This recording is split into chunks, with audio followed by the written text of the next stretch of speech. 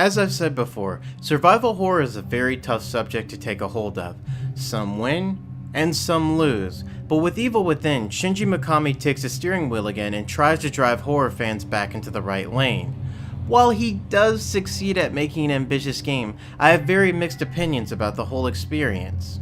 Evil Within sets the mood perfectly at the start of its dark descent.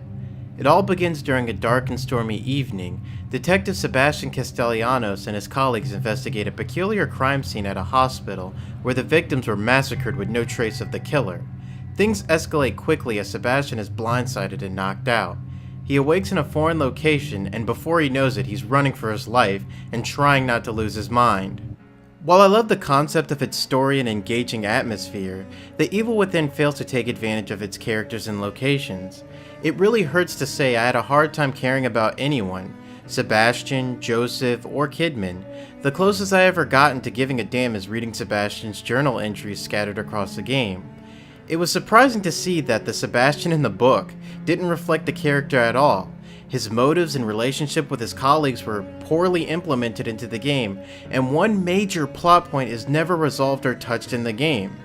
Only journals, and I don't see why the developers never pressed on it and showed the convictions and troubles of a once great man now broken. One of my favorite things about horror in general is giving a symbolic meaning to everything and everyone around you. Where Evil Within falls short is making every non-boss enemy blood, gore, wire, sharp objects jammed in me, and sadly it comes off very unoriginal and cliche.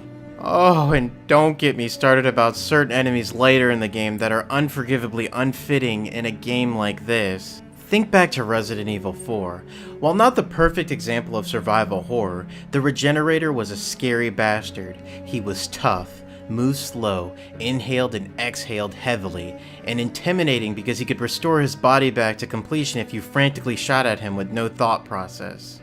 How this relates to the game is Evil Within, or any game for that matter, has to understand you don't only tell a story with a game's writing and atmosphere, but its characters and enemies' minor and major details as well. Now let me remind you, I love the atmosphere, I loved it. Every piece of music was perfectly implemented, whether it be hectic or ambient, the music always knew how to set the mood.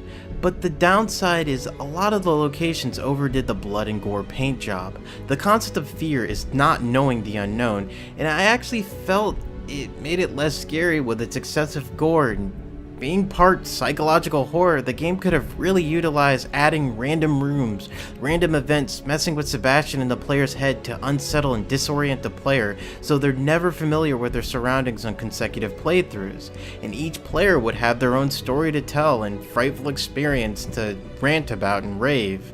Evil Within also features enemies that lay various traps and hazards for you to avoid, so you can't go storming around Rambo style in certain locations. It's a risk and reward system, but disarming them grants you with points to make crossbow bolts, and that's pretty much it.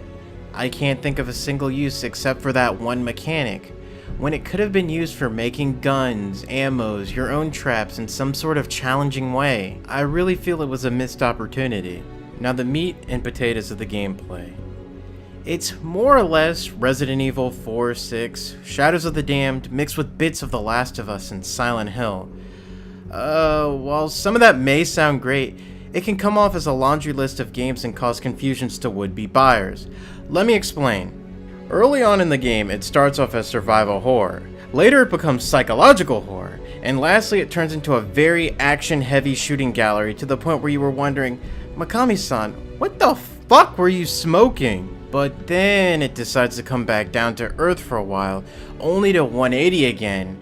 But the less we talk about that, the better. This game is still honestly a mixed bag. I was turned off completely by its large black bars that ruined my personal immersion of the game. Luckily I was able to bypass that and fix the field of view and fix the screen to my liking. But some people will be able to tolerate that, some won't.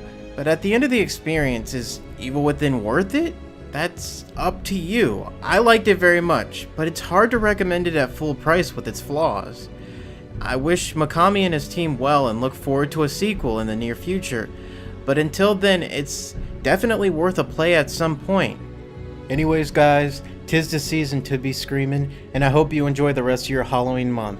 This has been Dentenshi, love the ugly, peace.